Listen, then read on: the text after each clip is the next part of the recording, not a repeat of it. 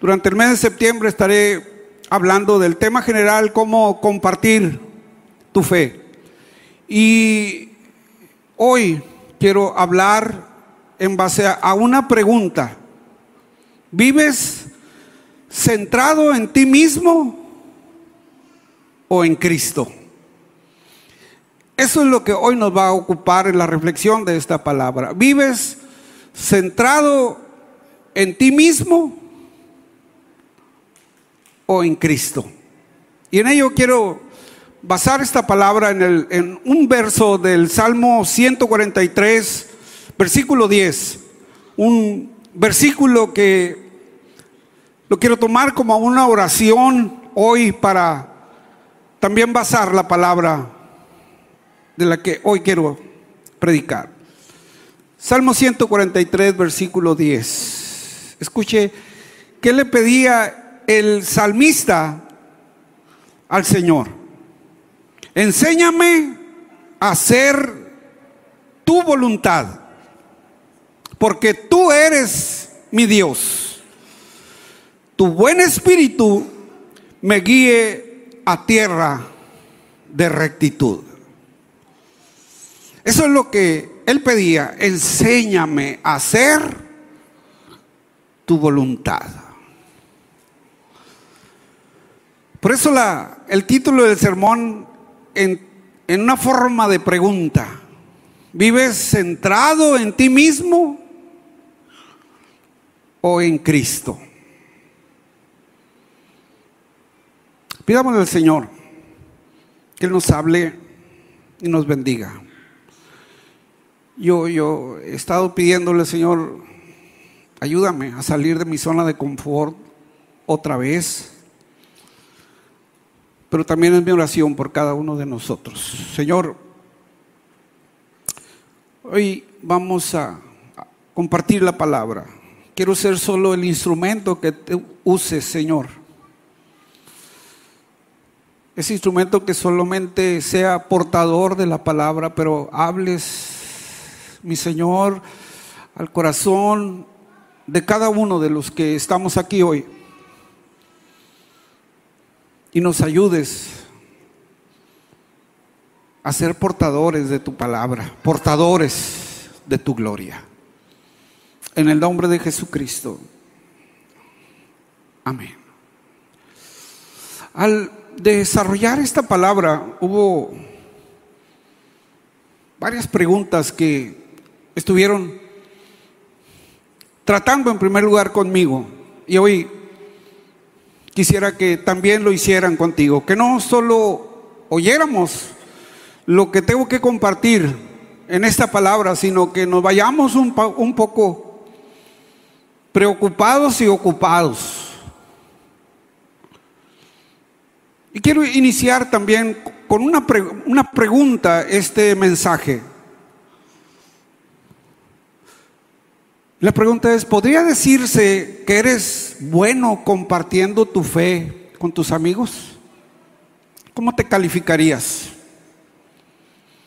¿Se podría decir que eres bueno compartiendo tu fe con tus amigos, con tu familia, con tus vecinos, compañeros de trabajo, de escuela? Del 1 al 10, ¿cómo te calificarías? Y si recordamos, al menos cuando yo iba a la escuela, de 5 para abajo era reprobado. 6 y 7 nos decían que pasábamos de panzazo. Y los otros ya eran más o menos buenos estudiantes. ¿Cómo te calificarías compartiendo tu fe con tus amigos? Hablar de evangelización en este tiempo, como que para la iglesia moderna se ha vuelto como un tema de una buena película de terror.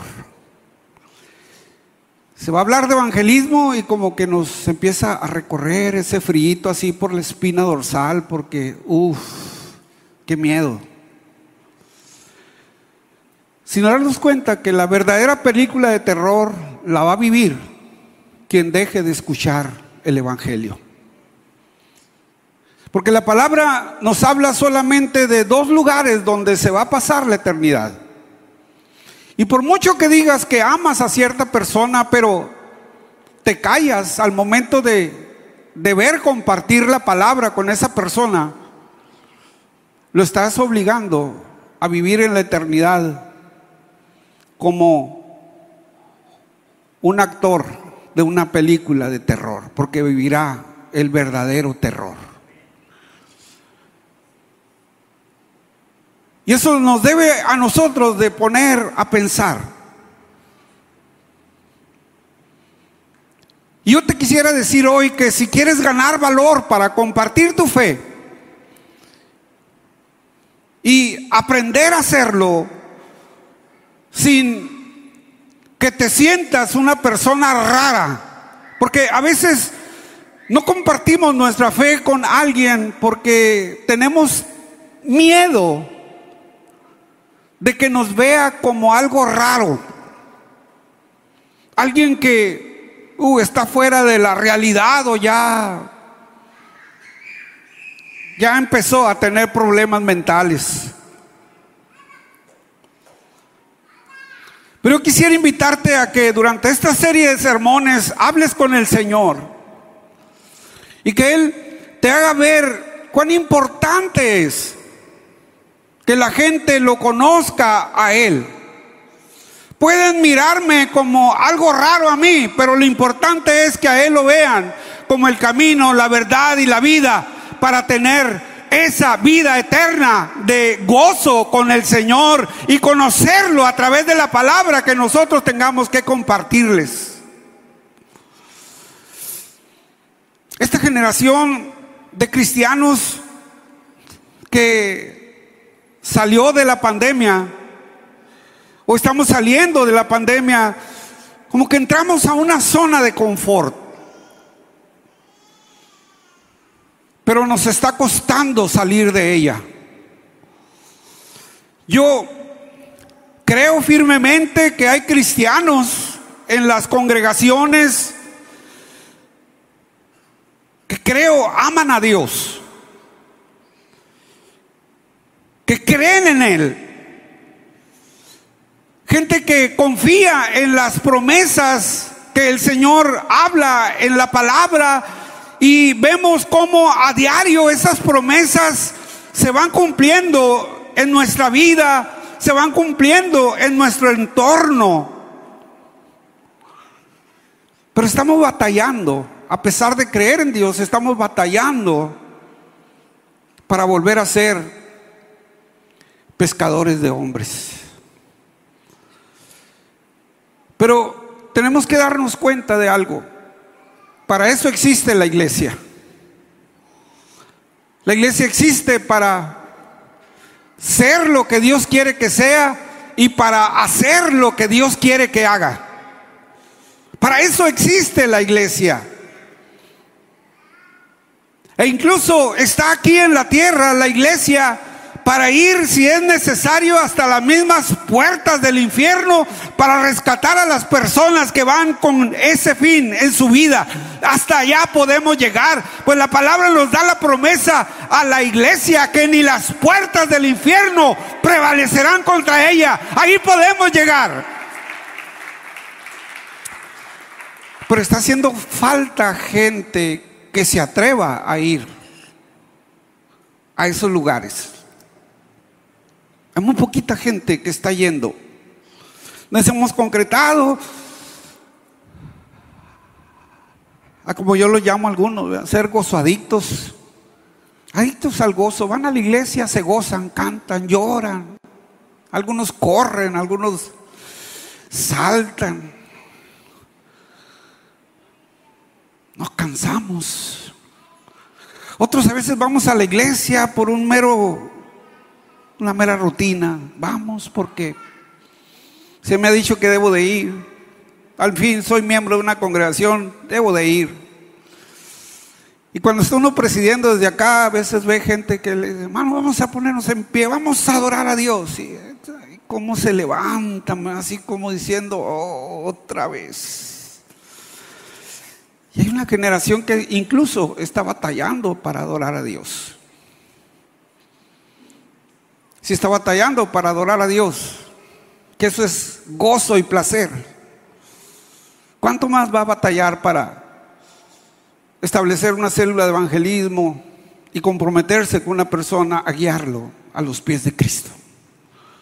Por eso te preguntaba, ¿qué tan bueno eres compartiendo tu fe con tus amigos? Una de las cosas que nos ha pasado a esta generación es que nos centramos en nosotros mismos y en nuestra propia superación. Que lo que otro necesita, bueno, es su problema.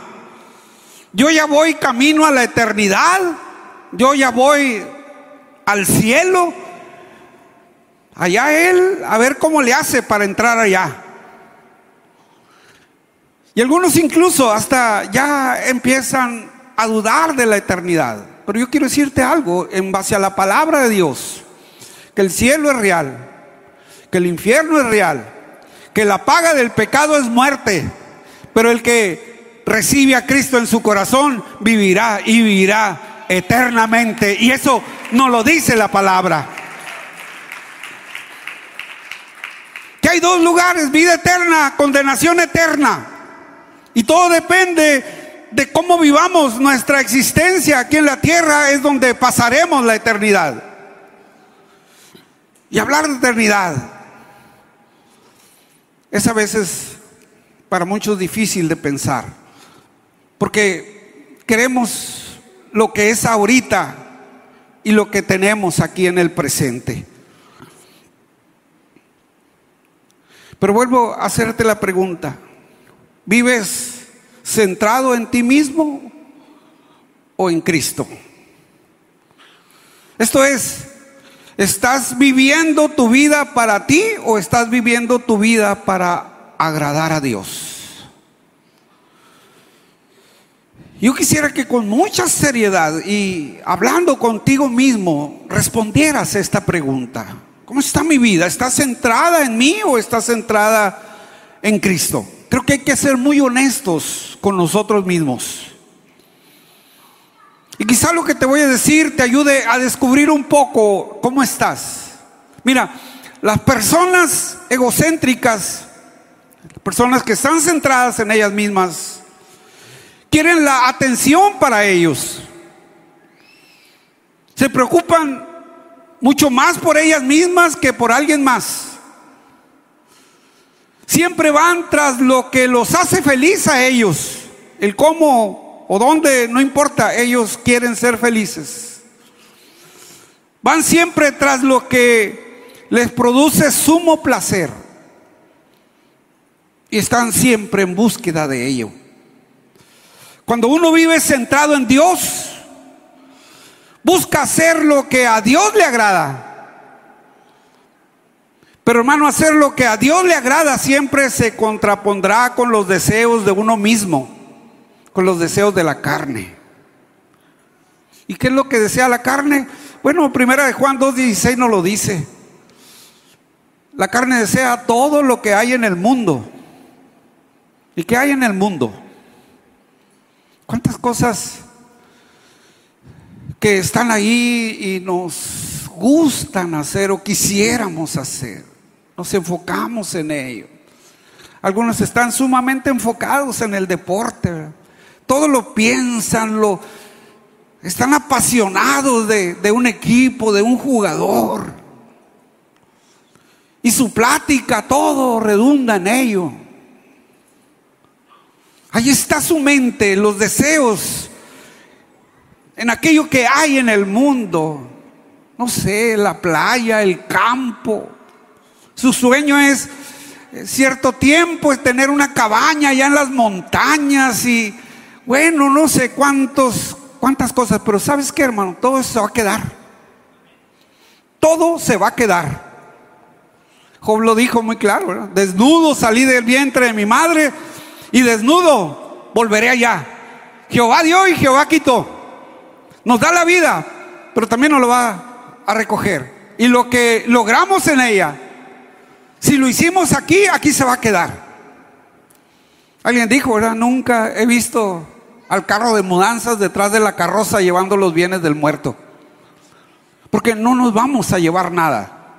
Pero a veces mi mente y mi corazón están centrados en todo lo que hay en el mundo. Sigue diciendo el pasaje, están centrados en los deseos de la carne, en los deseos de los ojos.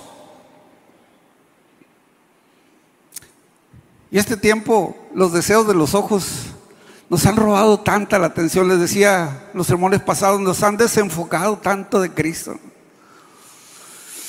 Somos capaces de ver una serie de Netflix que tiene 150 capítulos y nos aventamos 15 capítulos en una sentada.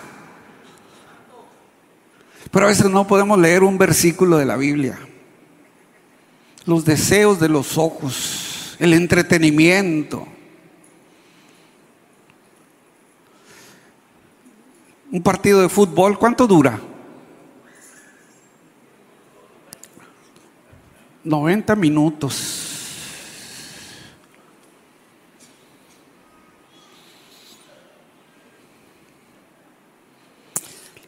Y siempre estamos en los deseos del entretenimiento.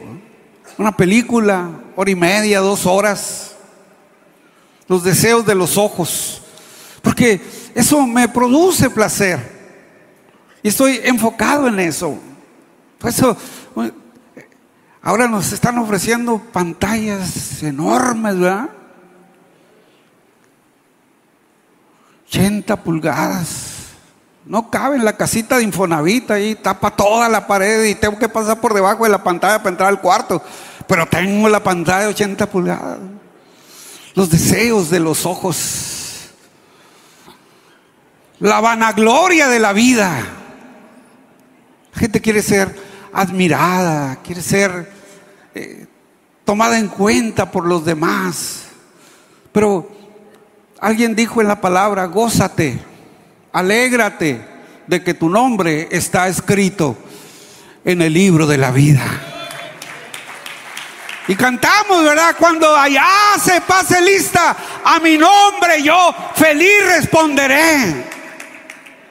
Esa es la alegría del que está centrado en Dios, contrario a quien está centrado en sí mismo. Cuando uno vive centrado en sí mismo, busca lo que a la carne le agrada, pero va a perder de vista lo que le agrada a Dios.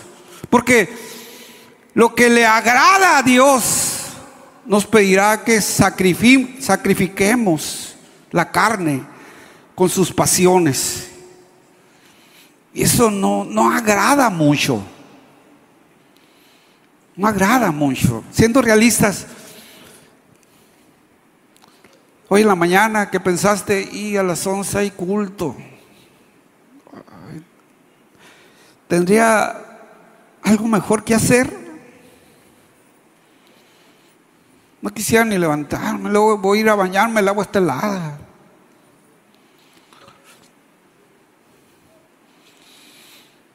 La camita está muy agradable.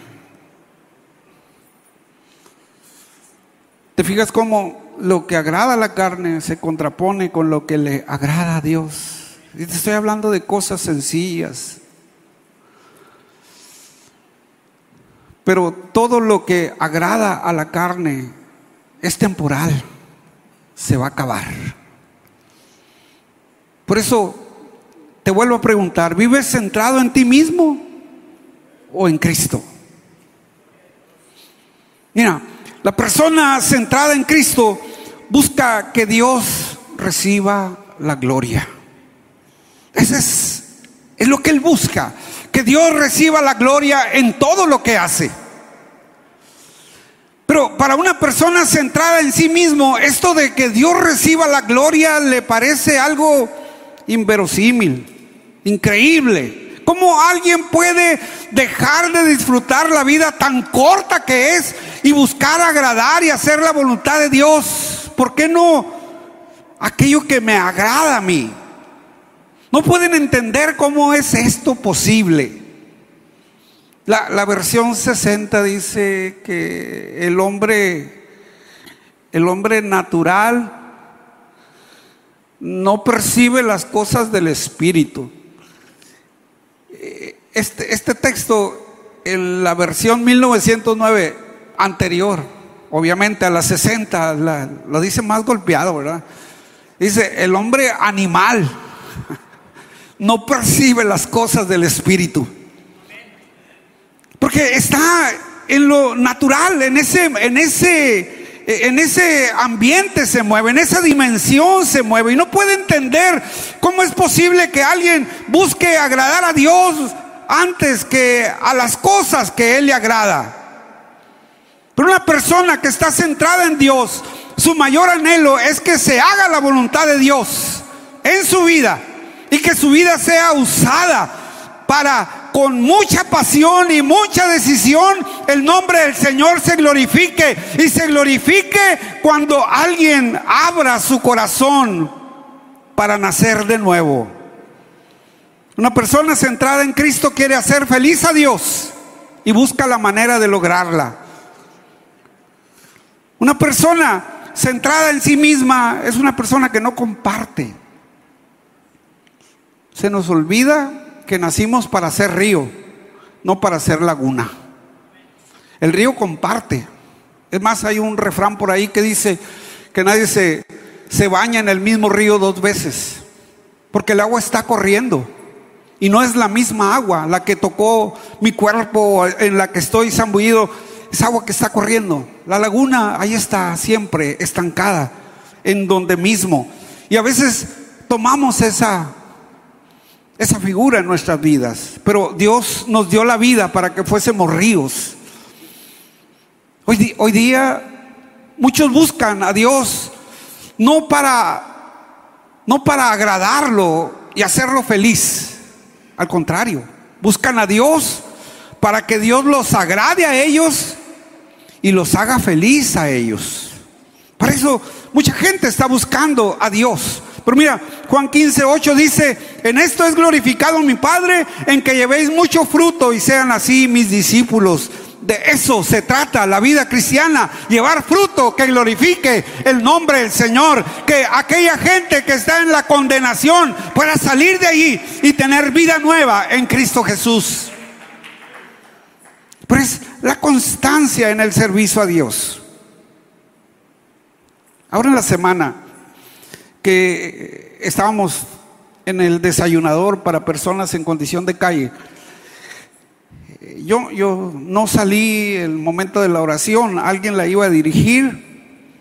Entran grupos de 16 personas y ya muchos que han venido varias veces ya se la saben, que se quedan de pie, se quitan su gorrita. Y les decía a las hermanas, no me acuerdo si fue el equipo de Mónica, decía: mira, parece que no, pero mira, van a orar. Y cuando le dijeron vamos a orar, algunos agacharon su rostro y levantaron sus manos. Luego, el tanto llevarlos en ese proceso de la oración, han ido aprendiendo a hablar con el Señor. Hay un momento en que terminan la oración y me encanta, porque en medio de su situación de vida, algunos vienen hasta drogados y como quiera que llegan en cada situación, terminan de orar y dicen amén. Ese proceso es irlo llevando a los pies de Cristo. No va a ser algo de la noche a la mañana. Por eso debo volverte a preguntar: ¿estás centrado en ti o estás centrado en Cristo? Si estás centrado en ti mismo, te pregunto: ¿estás dispuesto a cambiar esa actitud?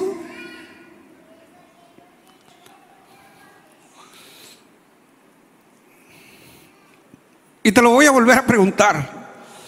Y esto quisiera que sí lo respondieras, y lo respondieras en voz alta, o te quedaras callado si es que no lo vas a hacer. ¿Estás dispuesto a cambiar esto y convertirte en alguien centrado en Cristo? Porque eso es lo que nos va a llevar a una vida de dicha en el Señor. Y todo esto empieza con el querer. Dios no nos va a forzar. Nunca ha llevado a alguien a un cambio a fuerzas. Si alguien no quiere, Dios no lo va a forzar. Esto se trata de entregarle la voluntad a Dios y dejarlo entrar para que Él tome el control de nuestra voluntad. Pero tampoco esperemos que si yo me resisto a entregarle mi voluntad a Dios, Dios siga allí rogándome, insistiéndome. Yo no veo tampoco en la Biblia que Dios le ruegue a nadie.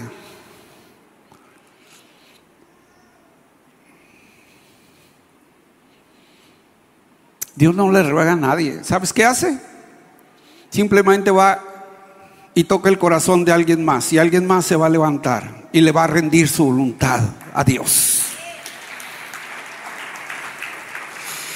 Por eso la palabra nos advierte a la iglesia: no dejes que otro tome tu corona. Ya hay un propósito de Dios para tu vida. Sigue en ese propósito de Dios para tu vida. No dejes tu lugar, no te levantes de la silla, porque los niños lo dicen, y lo dicen con mucha certeza, ¿verdad? El que se levanta de la silla.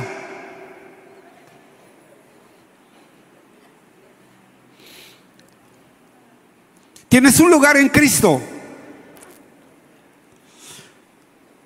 Y ese lugar en Cristo hay que sostenerlo, hay que mantenerlo. Si no, alguien se va a levantar.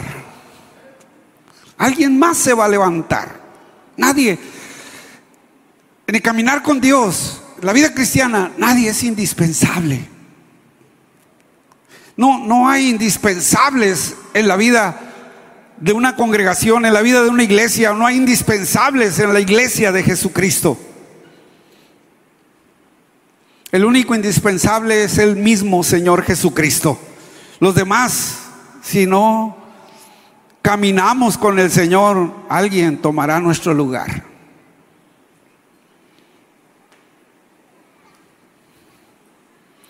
Hay una frase muy dura, muy fuerte en la novela del Cid Campeador, una de las novelas clásicas de la lectura.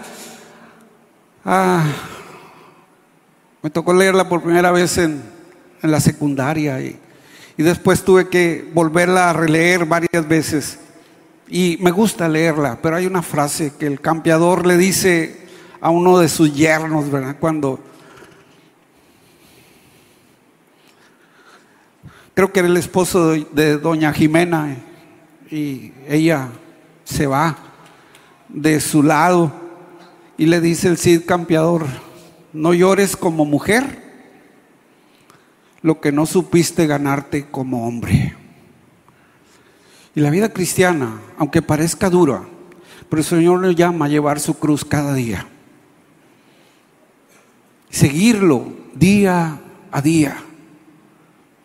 Nuestro lugar está ahí, al lado de Dios, tomado de su mano, caminando con Él, haciendo su voluntad, glorificando su nombre, alegrándonos de darle la honra y la gloria, de hacerlo feliz, alabándolo y glorificándolo, de darle adoración y apasionadamente adorarlo.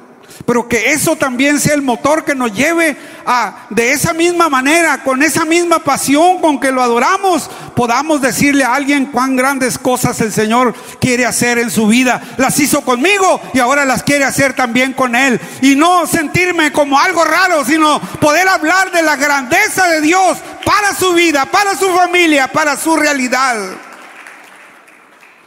Por eso, para compartir mi fe, quise empezar con esa oración del salmista: enséñame a hacer tu voluntad, porque tú eres mi Dios. Hermano, ¿sigue siendo Dios tu Dios? Y eso es lo que el salmista le decía: tú eres mi Dios. Entonces, enséñame a hacer tu voluntad. Tu buen espíritu me guíe a tierra de rectitud. La traducción del lenguaje actual dice: tú eres mi Dios. Enséñame a hacer lo que quieres que yo haga. Permíteme que tu buen espíritu me lleve a hacer el bien. Esa era la oración del salmista, ese era el ruego del salmista. Alguien que está centrado en Cristo le pide constantemente a Dios que lo enseñe a hacer su voluntad. Y hay tanto que hacer en esta ciudad. Hay tanta gente que necesita a Cristo en esta ciudad. Y tenemos que ver. Tal vez digan, no, pero es que donde vivo, mi colonia, el fraccionamiento, el coto cerrado, no sé cuántas cosas vive la gente ahora. No, ¿qué va a haber ahí? No, hombre. Pero déjame decirte algo. Hay una historia. Es historia, no es una anécdota, una fábula. Es una historia. Un hombre llamado Ali Hafid vivía en una granja y tenía una granja hermosa.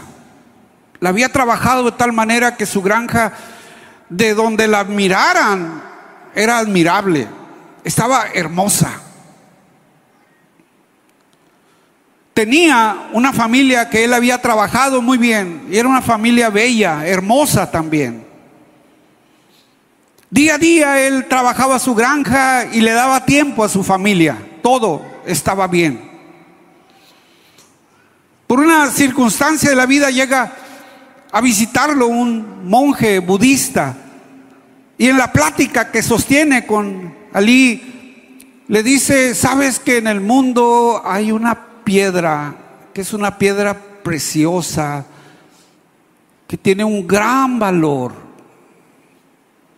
La gente la busca por el gran valor que tiene. Una piedra pequeña puede llegar a valer más que lo que tú tienes aquí, y es el diamante.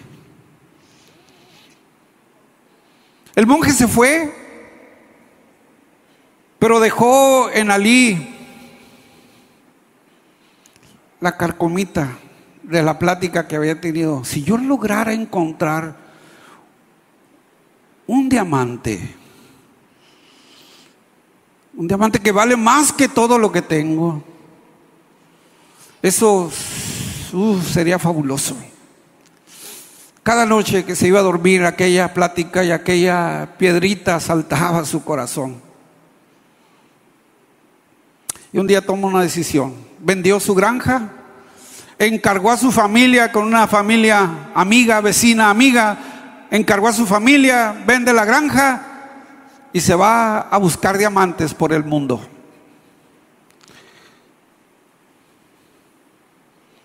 Recorrió el mundo buscando diamantes y se acabó todo lo que tenía.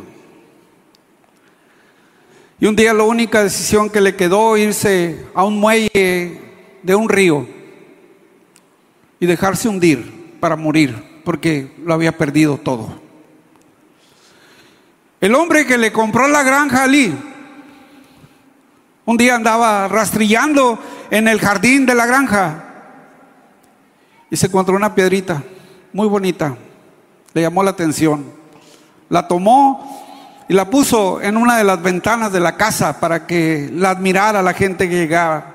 Y en una de las ocasiones vuelve a pasar el monje. Dice: vengo a saludar a Ali. Y dice: no, ya no es el dueño de la granja, ahora yo soy el dueño. Bueno, dice, lo bueno es que Ali encontró al fin un diamante. Dice: ¿cuál diamante? Ese que está ahí, esa piedra es un diamante. Lo tienes que trabajar para que surja la belleza de la piedra, pero esa piedra que tienes ahí en la ventana tiene un gran valor. Le dice: llévame a donde la encontraste. Le dice: es aquí en el jardín, aquí afuera. Salen, el monje empieza a revolver piedras ahí, empieza a sacar diamantes que estaban ahí en el jardín. Le dice: todo esto tiene un gran valor, sigue escarbando. Estás sobre un yacimiento de diamantes. Es uno de los yacimientos más grandes del mundo. Ahí donde estaba la granja de Ali. Pero él no vio en lo que estaba. Él se fue a buscar lo que tenía ahí. Iglesia, no tenemos que ir a buscar otras cosas. Es cierto, estamos mandando los misioneros, y Dios bendiga a Arnett allá en Colombia y lo siga usando allá donde está. Pero aquí hay diamantes en bruto que tienen que ser rescatados para que brille la luz de Jesús. Están aquí. Están aquí, tú y yo los conocemos, son nuestros amigos, son nuestros vecinos, son nuestra familia, es gente con la que tenemos relación, pero a veces estamos buscando o le ponemos tantos pretextos a la vida para no realizar lo que Dios quiere que hagamos. Hermano, ahí está el centrar nuestra vida en nosotros mismos o el centrarla en Cristo. Esa es la decisión que ahora tú tienes que tomar. ¿Cómo eres compartiendo tu fe con tus amigos? Te decía, hay quien le tiene terror a la evangelización. Es como una película de terror para su mente. Pero quien realmente le tiene terror a la evangelización es el diablo, porque es como le damos en la cabeza cuando traemos a una persona al conocimiento de Jesucristo, el verdadero Dios y la vida eterna, nos dice la palabra, y en Él tenemos la seguridad de la vida eterna. Nos ponemos de pie, por favor. Y si alguien quiere venir al altar y hablar con el Señor, decirle: Señor, ayúdame a salir de mi zona de confort. Ayúdame, Señor, a vencer mi egocentrismo y centrarla en ti. Hoy quiero centrar mi vida en ti, Señor. Que sea un instrumento que tú uses para la salvación de aquellos que no te conocen. Establecer mi célula de evangelismo. Hablarle al mundo de Dios.